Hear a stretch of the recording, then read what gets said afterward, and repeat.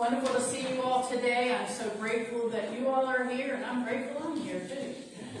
Yay. Let's just take a moment to settle into our service. And before we do that, I want to say Happy Father's Day to all of you fathers, whether you have children or 4 animals or whatever, or you're a father. Whenever you give guidance and whenever you give love, you're a father. So Happy Father's Day to you all that are here and at home, and blessings to you all. Let us take a moment now and just close your eyes if you wish. Take a nice deep breath. Let us settle into our seats. Gracious and loving Father, we honor and we greet you this day. We thank you for the love and the light that you share with us. We thank you for the guidance and the wisdom that you share with us. Good morning to you. Blessed be. Good morning, Spirit of this land and ancestors of this land. We honor and we greet you this day. Thank you for sharing your land with us. Thank you for the love and the light that you give us. Thank you for the wisdom and the guidance that you give us. Good morning to you. Blessed be. Good morning, our animal spirits, our loving spirits, our guardian spirits, our angels and our archangels that are with us this day, that are here in this room, giving us love and light, giving us knowledge and understanding and wisdom. We honor you today. We greet you this day. Blessed be. Thank you for our ancestors. For them, if it weren't for them, we wouldn't be here. And we are grateful for the love and the light that you give us, and grateful for the wisdom and the knowledge that you share with us. Good morning to you, our beautiful ancestors. We greet you this day. Blessed be. We are grateful for this day. We are truly blessed. And the loving and the living Christ that lives within each of us, we share that with all. We radiate that love and that light and that beauty that you are, that is within us and around us. And we radiate that to all on the web of life, all on the web of the universe, all on the web of the cosmos. And we greet you and honor you all. Blessed be. And so it is. Let us stand now for another song, our congregational song. It's one of my favorites. It's called Weave. I love that song. I hope you do too.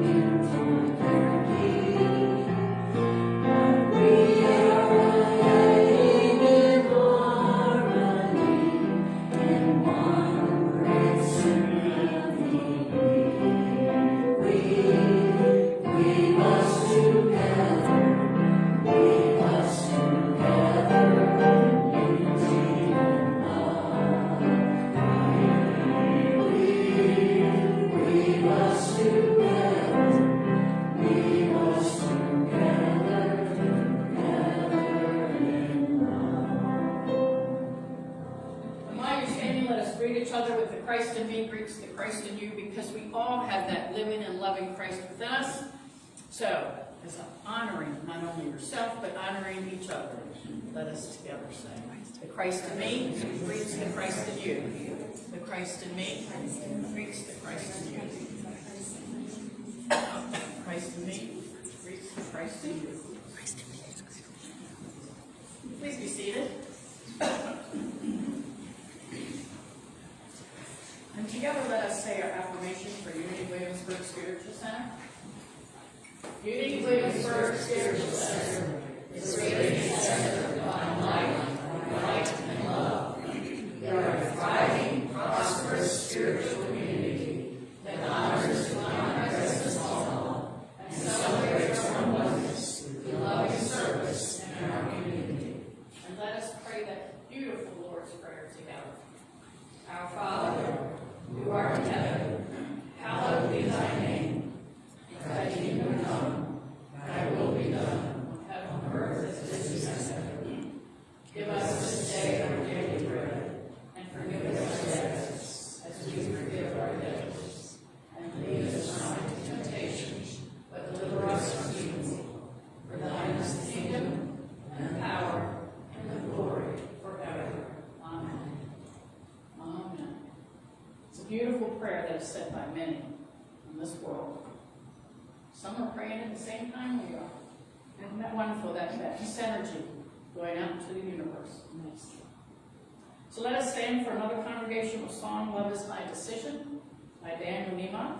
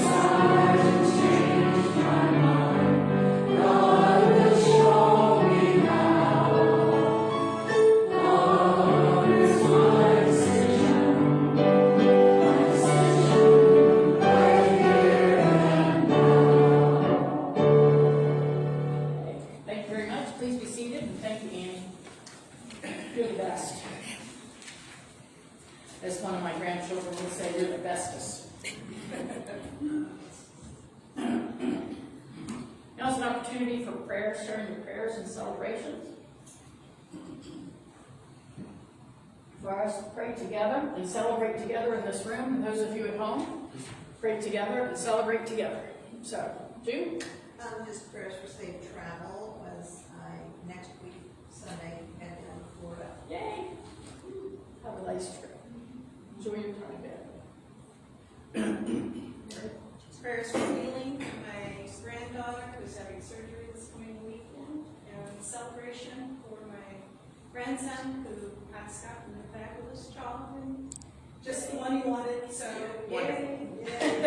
That's wonderful. Wonderful. Oh, celebration. This weekend, my granddaughter over in Maryland played in the semifinals of the state tennis tournament for her school. And unfortunately, she lost, but she played very well, and the other gal was just much better. But anyhow, that was a great accomplishment. And a great experience for her. Pardon? A great experience for her. Yeah, absolutely. Yeah, wonderful. Richard? I'm just sharing something that you might not know about my love, Robert. the Williamsburg Players, right around the corner here on Public Street, been there for 50 years. We're doing a salute to Broadway, and 9 shows. On the second show, they found out that Robert had passed away. And it's a small musical community in Williamsburg. They ended the next of every one of their shows by coming on stage and singing "You Will Never Walk Alone." Oh, wonderful. Wow. How beautiful that was. Wow. He did have quite a few people that loved him here and all over the world, as we did. Laura? Prayers for unspoken needs and celebration. School is out! So do we hear Alice Cooper singing in the background, you know that song? My niece texted on Facebook and she said, it's my last day of school. I said, do you have Alice Cooper playing in the background? And somebody chimed in and said, I do. Amy? Prayers for Jane as she goes into surgery this week. Yeah. Anyone else? Tom? It's good to see you, Tom. Thank you. I've got prayers of gratitude to you folks in this congregation for all your prayers and concern over my recent back surgery. I've been given the okay to start driving again, and that makes a world of difference. It's good to be back, but I do ask you to continue to pray for my wife who's suffering from cancer, but she's putting up a good fight and she's doing radiation right now. That's I wonderful. appreciate all your support. Thank you. Blessings to you and your wife. Anyone else? Okay, let's pray our wonderful prayer for all that was said and not said. We know that many prayers are out there, many prayers are circulating, and thank you for sharing, and let's pray together. As we center ourselves in the one presence and one power, we realize that our thoughts are power to heal and bless. We set them down now, carrying love, peace, joy, and life to situations and celebrations that have been requested. Thought by thought, prayer by prayer, we transform the world. Amen. And we do transform the world with our prayers, whether we say them silently or out loud. We do transform the world. Our platform assistant is Jude, and she has the daily word to share with us.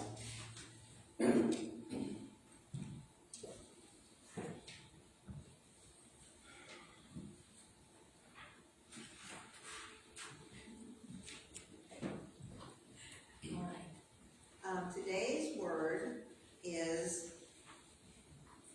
Father's love. I'm going to read the affirmation, then I'll have you read it with me. I give thanks for my Father and all expressions of fatherly love. Together, I give thanks for my Father and all expressions of fatherly love. Okay. You and your mic. That's green. Can you hear me? Can you hear me now? Now, Use your outside voice. Yes, my teacher voice. Yeah, there you go. I'll make sure Steve's okay there.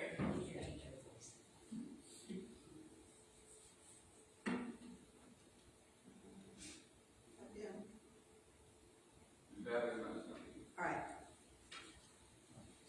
I treasure my childhood memories of feeling safe when my father or a father figure in my life was nearby. I remember my father's encouragement as I was learning to ride a bike, as we explored the wonders of nature together, as he taught me to use money wisely, even when I made youthful mistakes. My father's sometimes stern but always wise judgment helped me find the way back to my right path. I give thanks for both the sacred human and the unfolding expression of God within my Father and everyone who's blessed me with fatherly love. Today I pray for my father and for all fathers, affirming for each of them growing wisdom, understanding, and willingness to nurture others with the Father's encouraging love. As the Father has loved me, so I have loved you. Abide in my love. John 15:9. Additional scripture from Matthew 22:37-40. Jesus replied, "You must love the Lord your God with all your heart, all your soul, and all your mind. This is the first and greatest commandment. A second is equally important. Love your neighbor as yourself. The entire law and all the demands of the prophets are based on these two commandments." And now our message will be delivered by Reverend Denise, a Wrinkle in Time. Yes, you.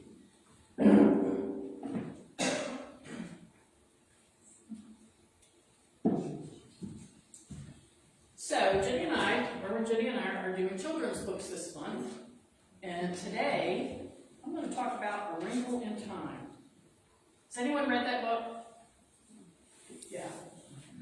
So I read the book last week for the first time, and I watched the movie last night for the second time. And I will tell you, the movie is way better than the book.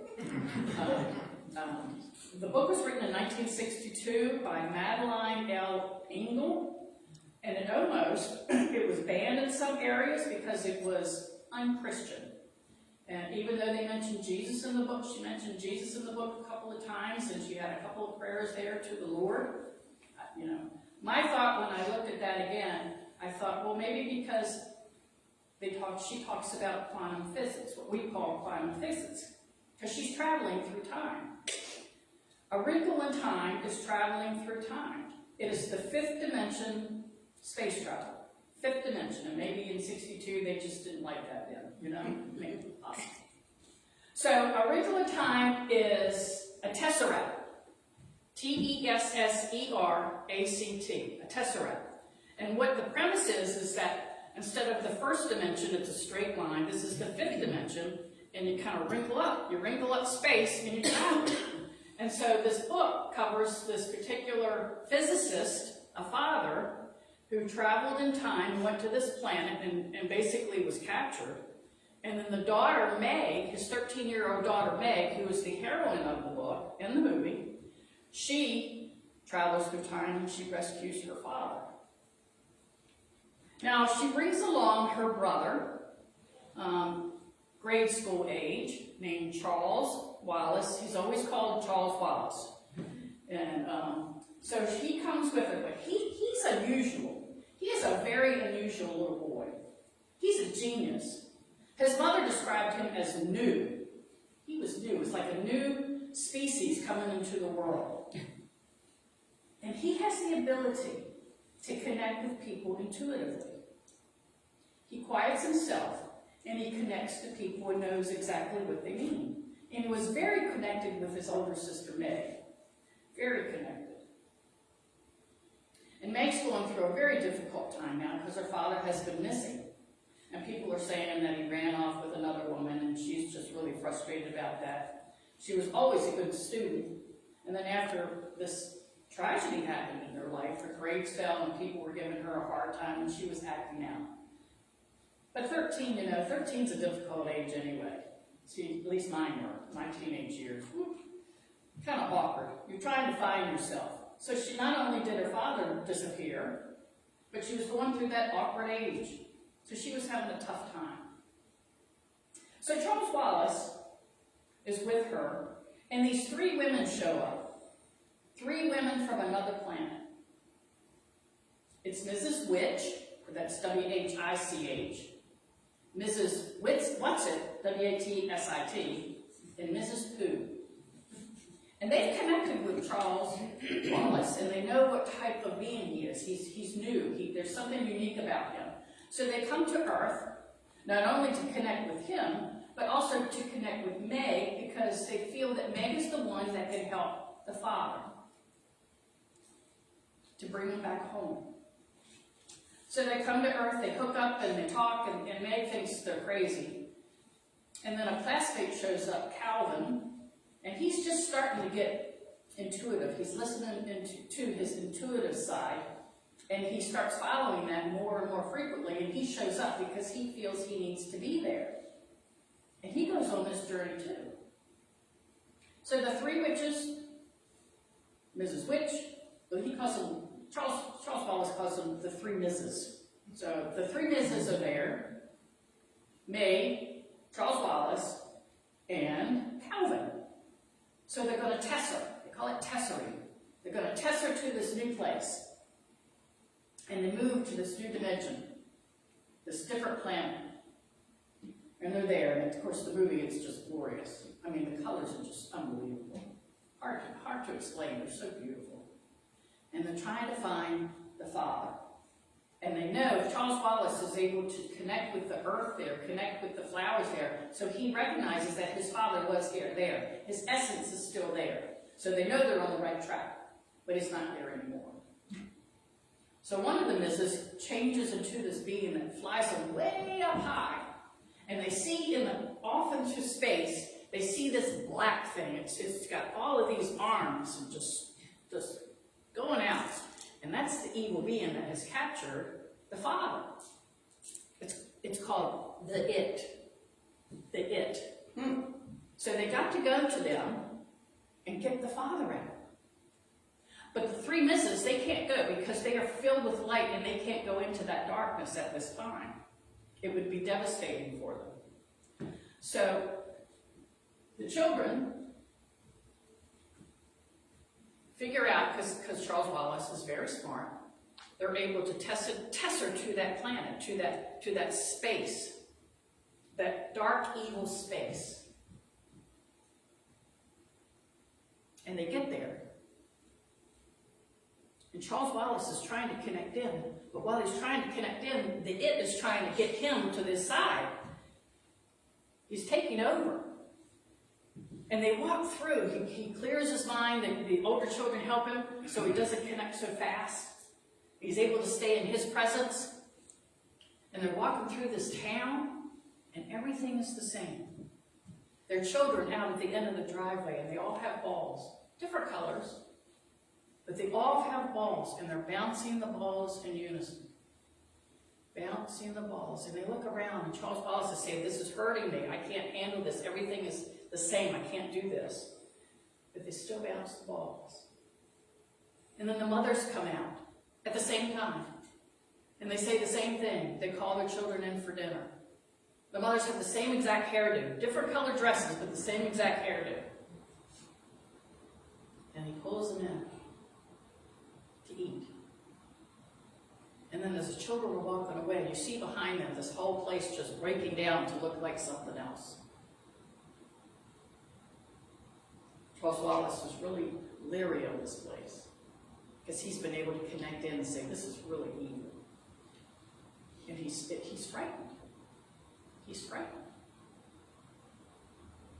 But Meg is told, at some point in time of the story, she is told it's okay to fear, but you can't avoid it. You have to walk to these places. You have to move in these places. You have to connect with that fear. And it's okay. It's okay. You'll get the answers that you need. So there's a gentleman that approaches them. I like the version of the book when this comes together. The movie isn't quite as detailed. So this gentleman comes to them, and he's got red eyes. And he's talking to them. He's going, "Isn't this a wonderful place?" And what's happening is the It is speaking through him. Kind of like, reminded me of the Wizard of Oz, quite frankly. Speaking through him and saying, "Isn't this place fabulous? No one has independent thought. You don't have to think about everything. Everything is given to you. It's just wonderful. There's no sickness. There's no illness here. It's fabulous. Won't you just love living here?" And they find out the reason why there's no sickness or illness is because if someone gets sick, they're put to sleep. So they don't exist anymore. And the children are trying so hard to fight back. But Charles Wallace wants to understand this being. So he shuts down, he comes into balance, complete balance, and he connects to this being. And eventually it takes him over. And the two other kids can't help him. And he's taken away. He's taken away. So they're trying to find not only the father, they need to get Charles Wallace away. Well, Meg eventually finds the father because one of the misses gives her a special thing of glasses and she can see him. And she goes to him and she pulls him out. The father says, "How long have I been here?" She said, 4 years. You've been here 4 years, and they're so happy to see each other, and they're crying.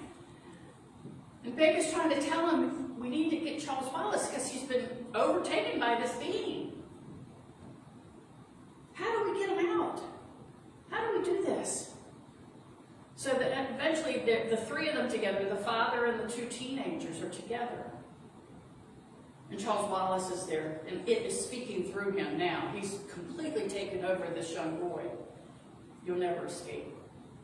You're staying. And he's talking to Meg. Don't you want to stay? Don't you want to stay? It's fabulous here. This is all you need because you weren't any good the way you were before. You were not a good person. You just didn't have anything going for you. And Meg is trying to stay in her faith. Faith is huge in this book and in the movie. Faith in yourself. He is trying to pull that away from her. Make her feel less than what she truly is. What we know, what we truly are. I think we've experienced that. Someone trying to tell us that we're less than what we are. But Meg is just 13 and she's trying so hard to stand in her faith.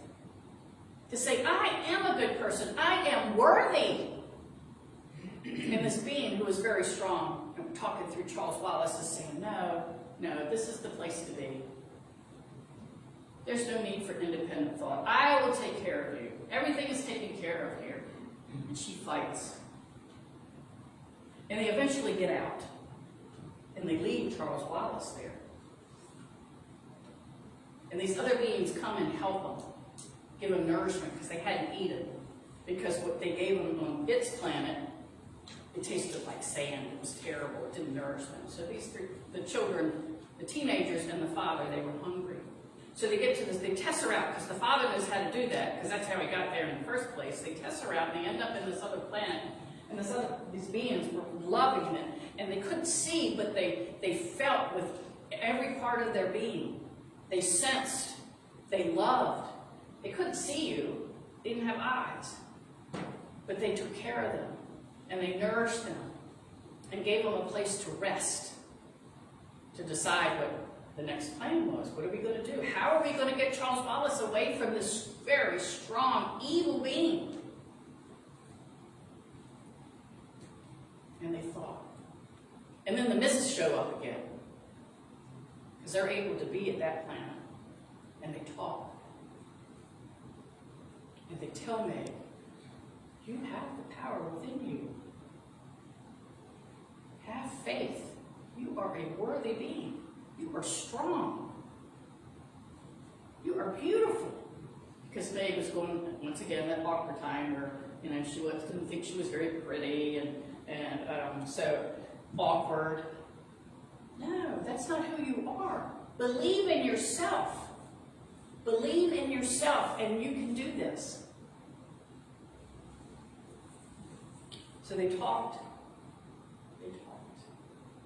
And they figured out it was Meg was the one that had to test her in to save Charles Wallace, because their connection. She and Charles Wallace were very close. They were very connected. And Charles Wallace, because of his intuitiveness, was very close to Meg. They were together. They were weaved together. That's why I love that song. They were together. So when she was getting ready to leave, one of the Mrs. tells her, they were giving her things to think about, gifts. One of them said, I give you your faults. She said, what are you giving me my faults? I know what my faults are. She said, but they will help you. I give you your faults. And then another one of the Mrs. says, I give you my love. I give you my love. She says, love is always there, even if you don't feel it. It's always there. And then she also tells Meg, Because Megan's scared about doing this, obviously. I surely would be. And she's 13, I'm 65. I'd be scared. She says, do you realize, this is my favorite sentence in the movie, do you realize how many events, choices that had to occur since the birth of the universe leading up to making you just exactly the way you are? Think about that line. It is true.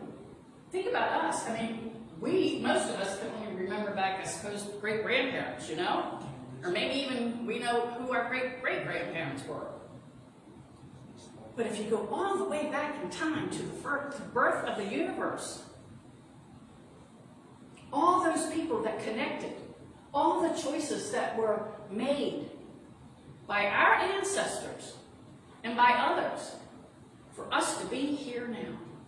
I mean, it just blows my mind. It just blows my mind, but it's so true. And it also proves how we are connected with each other. It may not be a choice of an ancestor, it might have been a choice of a friend that led you in a different direction, one of them in a different direction. We are connected. We are one on the web of life, and how we interact with each other, how we weave with each other to make what we have now and who we are now. It's just, when I saw that in the movie, I just said, oh my gosh, that is so true and so powerful. We didn't get here by chance. We got here by choices and events in our lives, but in so many other lives too. And Meg accepted that. It gave her power, it gave her strength. And the fact that this one Mrs., it was Mrs. Witch that gave her the love. Gave her the love. So she gets tested into this dark, evil place. And then she immediately connects with Charles Wallace, because he's waiting for her. It was waiting for her. And she is just thrown all around, and challenges are given to her to live, you know? It was dark, and it was ugly, and it was evil. And she doesn't know how she's going to help Charles Wallace, because Charles Wallace is completely taken over by it. She doesn't know how she's going to help him at that time. And then all of a sudden, this girl shows up that looks like her. It is her, but dressed differently. She's more cool, and her hair is different, and she's just walking around like, I'm better than you. If you stay here, you can be like me. You can't be that, you don't want to be that awkward teenager back at home on Earth. And then finally, she's walking around, prancing around Meg, and she's going, yeah, don't you want to be like me? And then Meg says, no, that's not me. That's not who I am. And the girl leaves. She realizes that she is worthy who she is. And then she and Charles Wallace come together. And she's thrown on the ground, ready to give up. And then she remembers what Mrs. Witch gave her love. And she realizes that's the answer. Love. Love is the most powerful frequency in the universe. Love. And her love, and how strong her love for Charles Wallace. And she just starts talking to him. She says, I love you, Charles Wallace. I love you. You're my brother. I love you. And you love me. No, I don't. I don't love you. She said, yes, you do. Remember all the times you would wait for me in the kitchen because you were connected to me, and you would have hot cocoa for me, waiting for me when I came downstairs. Remember all the times that you came to check on me during recess because you know that the other girls were bullies. You love me. And he's still trying to fight it. No, you love me. And she just kept on and on. And how much she loved him. How much she loved him. And then finally he was able, because it didn't understand love. It couldn't grasp it. Didn't know how powerful it was. Because he was in the darkness. I call it a he. It was a it.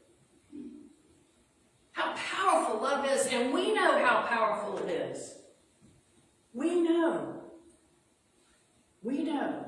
And it's our decision, as the song said. And it was her decision to do what she did. It was her decision to tell Charles Wallace that she loved him and how grateful she was to him and all the things that he shared with her. All the things that she shared with her.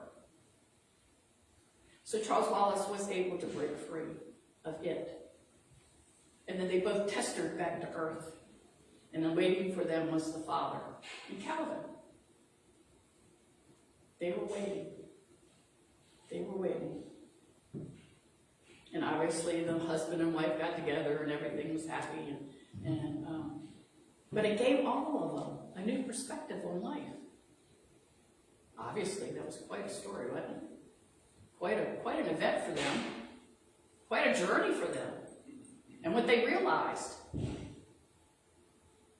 they were able to come together and look at earth in a new way. They were able to understand that if they shine their light, it keeps it away, it keeps the darkness away. They don't surrender to the darkness. They shine, they radiate, and they live the light that we all are. They realized that they were light beings. And they were one of many light beings that have been on earth. Jesus, Gandhi, Madame Curie, Nelson Mandela, the beautiful painters, Rembrandt, Picasso, the beautiful classical writers, Bach and Mozart, all beings of light. All beings of light, and they are able to keep the darkness away. They don't surrender to the darkness. And that's what we do as beings of light. They called Meg a warrior of light. That's what we are. You may not want to think of yourself as a warrior, but we are standing there as our true selves, keeping darkness away, not only from ourselves, but from all around us. We shine, we radiate. And not only do you do that in this room, but think of being a part of the web of life. We do it for all beings, all beings. And we truly are blessed. We are blessed because we realize that. It's a challenge sometimes. I mean, it is for me. At times. But it is a blessing that we have. A blessing that we have. So as I said, the story ends positive. The family is brought together. Happy ending. I love happy endings. Especially in children's books, right? Right. Yeah. But don't ever forget, don't do like Meg. All of us are worthy. All of us are light. All of us are beautiful beings that not only change our lives, but in doing so, it changes the whole world. It changes the whole universe. Because if you look at it on a quantum level, we're connected with the whole universe. The whole universe. It's a beautiful thought. Kind of scary. Kind of scary at times. Knowing that what you do and say connects something over on the other side of the world or on another planet. It could happen. But it's wonderful to know how powerful we are and how much we can change the world and change the universe. I recommend the movie. It is fabulous. The book is good too. But the movie just took it to another level. For me anyway. So thank you. Thank you for this day, for me being here. Thank you for allowing me to share this story. It's a very powerful story. Very powerful in our lives. So let's just take a moment and just sit in our seats and rest. Close our eyes if you wish. And just think about that loving and living presence that we are. That is surrounded by the shell of a body, but allows us to move forth in this earth, sharing our light, radiating our light to all.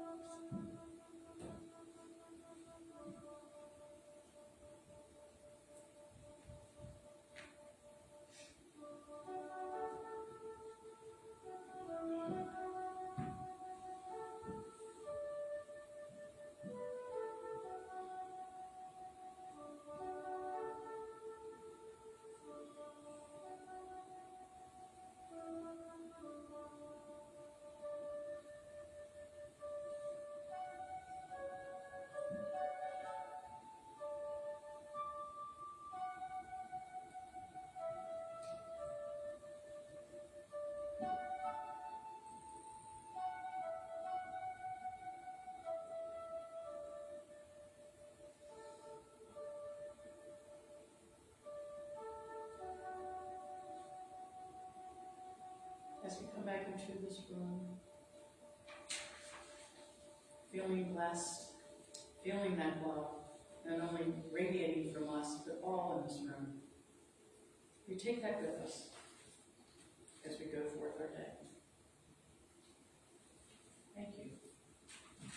Now we have the privilege and the honor of listening to Barbara sing a beautiful song. Barbara Page, we're so grateful to see you. Good to be here. So grateful to hear you. Thank you for sharing your talent with us. Thank you for allowing me. You might not remember, but this is the first song she did when she came to Unity. We think that's kind of special. So it's a repeat. But it's a good one. It's so good to be back with you all. I've missed you. We've missed you. All right. I'm going to be singing His Eyes on the Sparrow. So, hope you all enjoy this.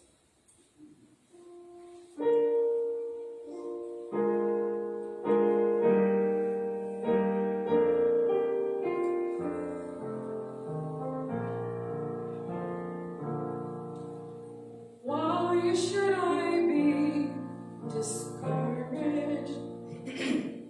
Why should the shadows come? Why should my heart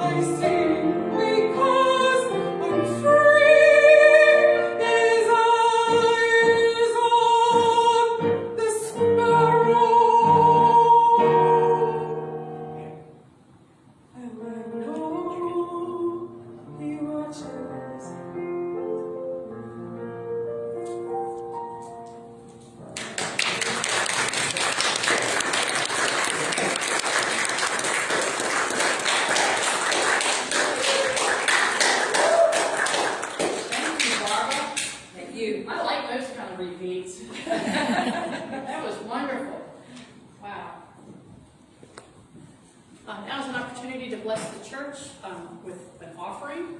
The basket is in the center there, so please feel free to share. And let us together, if you wish to hold your offering in your hands over your heart, and let us together say our offertory affirmation. Divine love, through me, blesses and multiplies all that I have, all that I give, all that I receive, and all that I am.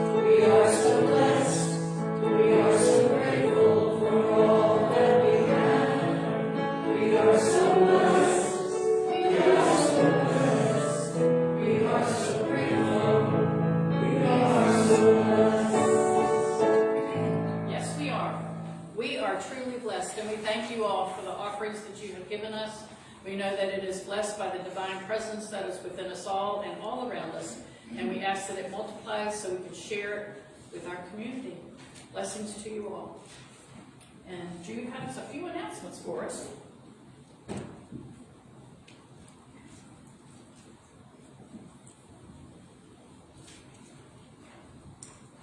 Next week, Reverend Jenny will conclude the 4-part series on the children's books with a story of Alice in Wonderland. And also next Sunday, the 27th, there'll be a board meeting, and everybody's welcome to attend if you'd like to. And next Sunday will be the first Sunday we get to bid on our baskets. And so it's like a silent auction, but it's not silent. Apparently not. Versus tickets. I think it's going to be tickets. Is that right, Sandy? It's going to be tickets. Oh, it's going to be tickets. Okay. So you've got a chance to buy tickets for the basket, and then the following week on Sunday, July 4th, you'll have another opportunity to buy some tickets, and I believe the drawing will be on the 4th. You don't know? Okay. We'll let you know. We'll see. Buy a ticket. How about that? Yeah. All right. Today's prayer chaplain is Susan Cardoza. If you wish some one-on-one prayer, she'll meet you in the back of the church. And if you have a prayer request from home or any email the chaplains at prayerunitywilliamsburg@gmail.com. So all one word, no space, prayerunitywilliamsburg@gmail.com. All prayer requests are strictly confidential. If you'd like to become a member of Unity Williamsburg Spiritual Center, there are forms over here on the table, and you can fill it out and give it to either Reverend Denise or Reverend Jenny or a board member for approval.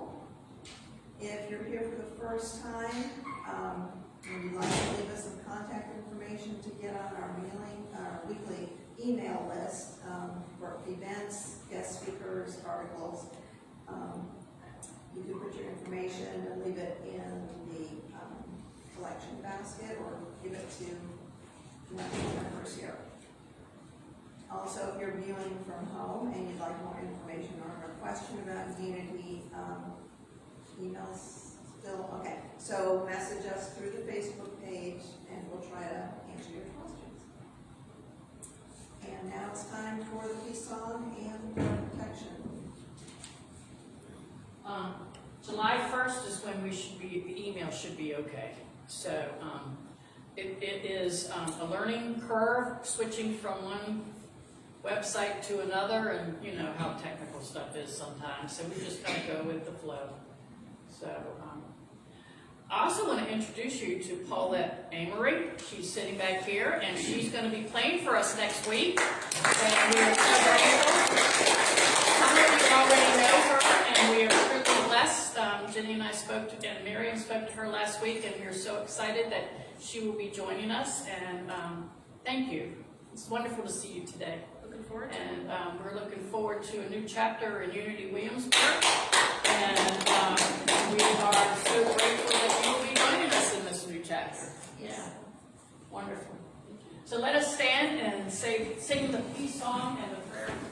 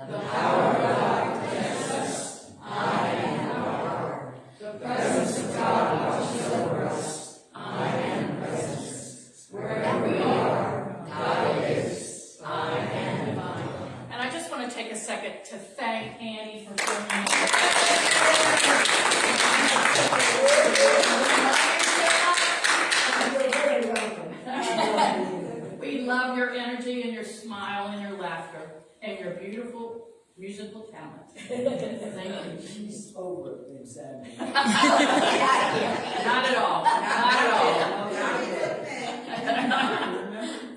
Thank you. Oh, you're welcome. Thank you. So let us go out this day and let's radiate our light and realize that we are worthy of all things.